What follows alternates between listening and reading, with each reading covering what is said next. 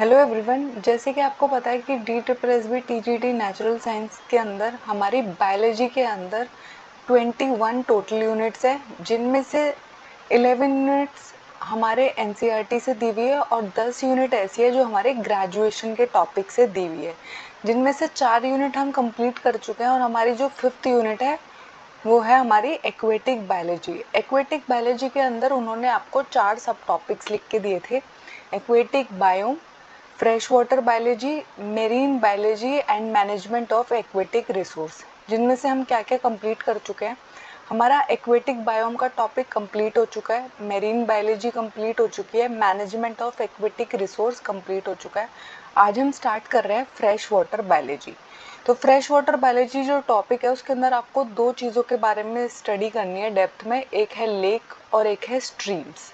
ठीक है, तो आज हम स्ट्रीम टॉपिक को कंप्लीट कर लेंगे और उसके बाद हम लेक को करेंगे। लेक थोड़ा सा बड़ा टॉपिक है, ठीक है।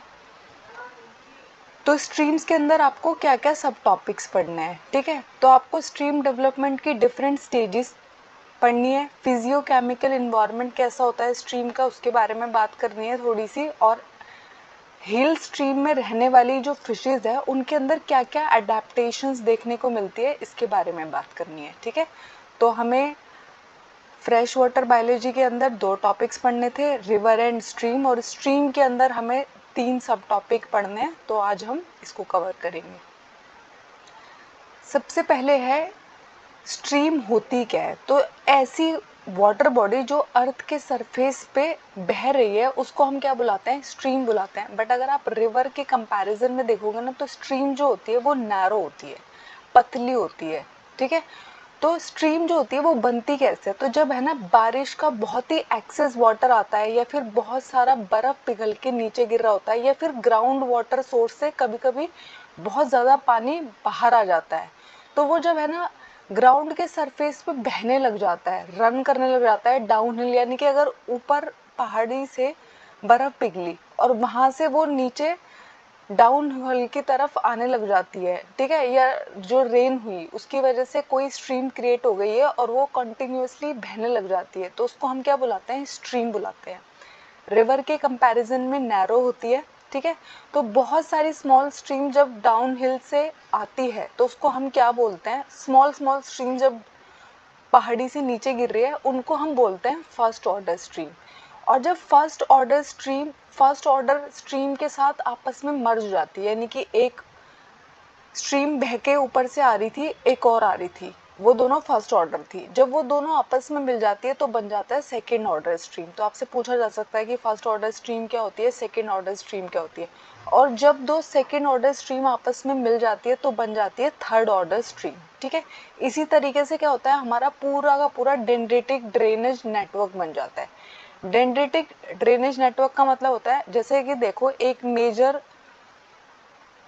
स्ट्रीम बहकर आ रही है, उसमें से है ना बहुत सारी अलग अलग अलग आपको देखेगा, फर्स्ट ऑर्डर सेकंड के साथ मैच कर रही है, दो सेकंड मिलके थर्ड बना रही है, इस तरीके से इसको हम क्या बोलते हैं, डेंड्राइटिक ड्रेनेज नेटवर्क बोलते हैं, ठीक है। इस तरीके से हमारी जो स्ट्रीम्स है वो बह रही होती है। उसके बाद हमें देखनी है हमारे जो स्ट्रीम फॉर्मेशन है उसके अंदर है ना 3 स्टेजेस हमें देखने को मिलती है, उनके बारे में हमें पढ़ाई करनी है। एक है यंग स्टेज, एक है मैच्योर स्टेज और एक है ओल्ड स्टेज। आपसे एग्जाम में पूछा जा सकता है कि स्ट्रीम बनने के लिए कितनी स्टेजेस होती है, तो 3 होती हैं, उनके नाम पूछे जा सकते हैं, यंग, मैच्योर एंड ओल्ड। तो सबसे पहले आती है हमारी यंग स्टेज। तो जब है ना स्ट्रीम सबसे पहली स्टेज पे होती है, ठीक है, जब है ना सबसे ज़्यादा फोर्स ये यूज़ करेगी, सबसे ज़्यादा एनर्जी जब इसके अंदर होती है, और क्या करती है, पूरा का पूरा जो हमारा पहाड़ है उसको काट काट के, कट डाउन करके, उस पूरी एनर्जी का इस्तेमाल किस में करती है, ये पहाड़ों को काट काट के अपना रास्ता बनाने के लिए। यानी कि जब ऊपर से बर्फ पिघली और उसने जब है ना पहाड़ को काट काट के अपना रास्ता बना के वो डाउन हिल की तरफ आ रही होती है और इरोड कर देती है, एक वी शेप वैली बना लेती है, तो इसको हम क्या बोलते हैं, यंग स्टेज में होती है। इस टाइम है ना इसके पास बहुत ज़्यादा एनर्जी होती है, यानी कि जो वाटर का फ्लो होगा वो बहुत ज़्यादा तेज़ी से बह रहा होगा, स्टीप स्लोप होगा और वाटर की वेलोसिटी बहुत ज़्यादा हाई होती है, बहुत ज़्यादा स्पीड से पानी आ रहा होता है। और इसकी वजह से क्या होता है, अब इसकी स्पीड इतनी ज़्यादा है कि ये पानी बड़े बड़े पत्थरों को कट कर पा रही है, तो बहुत बड़े बड़े पत्थर के साइज को है ना ये अपने साथ उनको बहा के नीचे भी ला रही होती है।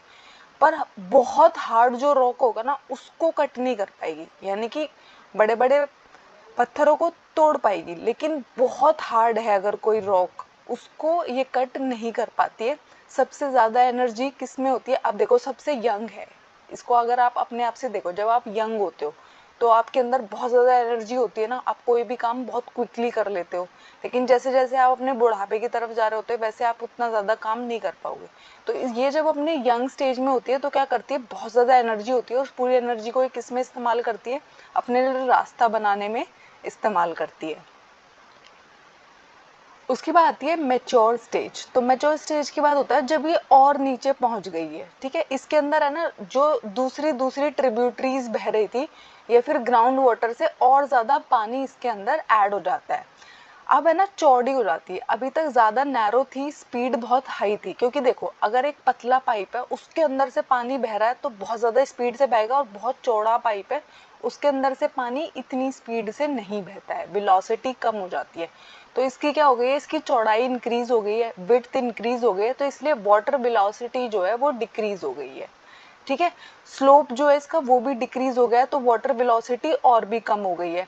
तो अब इसके अंदर जितनी पहले स्पीड थी अब उतनी स्पीड नहीं है, वाटर वेलोसिटी की स्पीड कम हो गई है।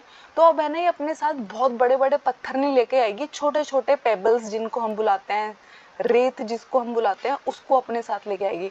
पत्थर अभी भी आएंगे इसके साथ, पेबल्स आएंगे इसके साथ, लेकिन आपको पता है ना पेबल्स का साइज बहुत बड़ा नहीं होता है, छोटे छोटे पत्थरों की बात हो रही है, छोटे छोटे पत्थरों के टुकड़ों की बात हो रही है, ठीक है। अब इसकी स्ट्रीम जो है वो इंक्रीज हो गई है, तो ये क्या करने लगेगी, अब है ना बहुत सारे बेंड एंड टर्न्स इसके अंदर आने लग जाते हैं। तो आपने है ना ज्योग्राफी के अंदर भी पढ़ा होगा मिएंडर्स के बारे में। तो जब एक नदी है ना सांप की तरह ऐसे ऐसे ऐसे टर्न टर्न लेके चल रही होती है, उसको हम क्या बुलाते हैं? मिएंडर्स बुलाते हैं, ठीक है। तो जब वो बहुत सारे ट्विस्ट एंड टर्न्स लेके चल रही होती है तो वो क्या बन जाते हैं? मिएंडर्स बनाती है, ठीक है।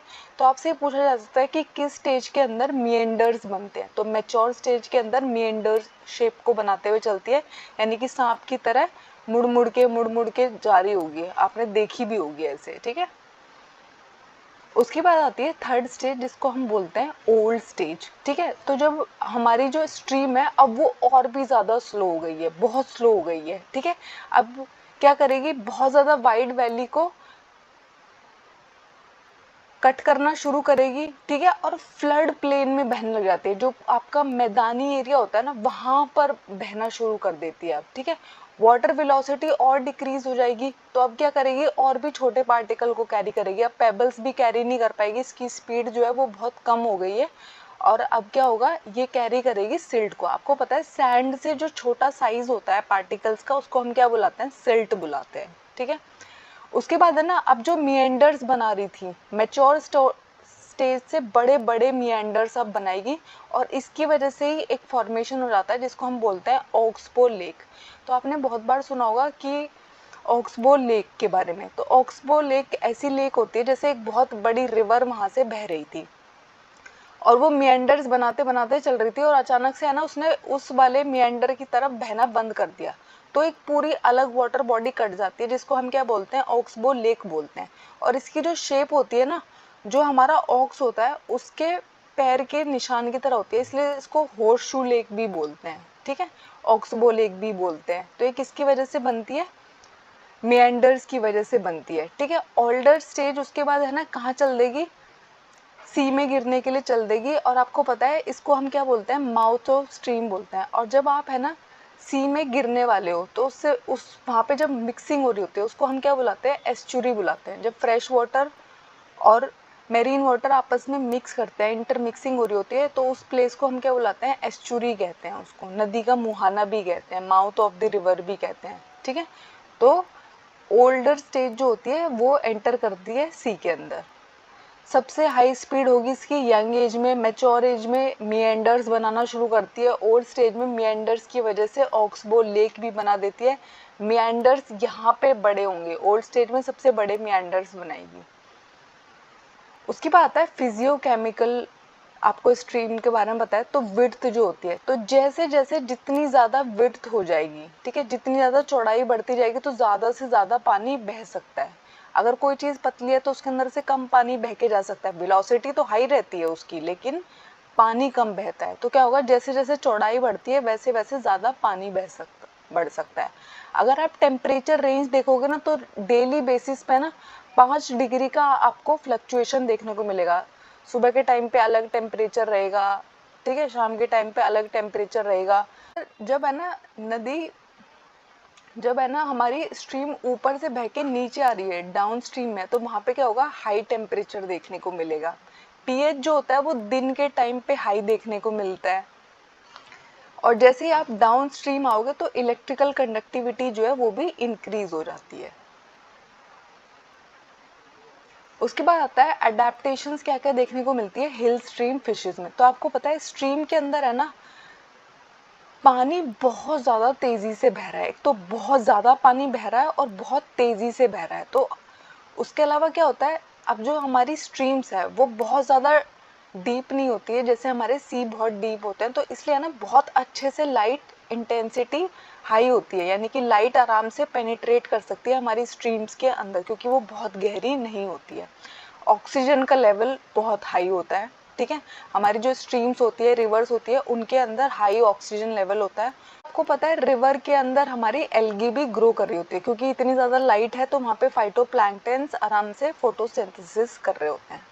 तो अब ये कंडीशंस उसके पास है, हाई डिजॉल्व ऑक्सीजन प्रेजेंट रहेगा, ठीक है, एल्गी प्रेजेंट रहेगी और बहुत तेज़ी से पानी बह रहा होगा और सन का पेनिट्रेशन भी अच्छा है, सनलाइट का पेनिट्रेशन भी बहुत अच्छा है। तो अब हमारी जो फिशेज रह रही है उनके अंदर आपको क्या क्या देखने को मिलता है, तो जो इनकी एक्सटर्नल बॉडी होती है, यानी कि स्ट्रीम्स में रहने वाली जो फिशेज है उनकी जो एक्सटर्नल बॉडी है वो डॉर्जी वेंट्रली फ्लैटेंड रहती है, ठीक है।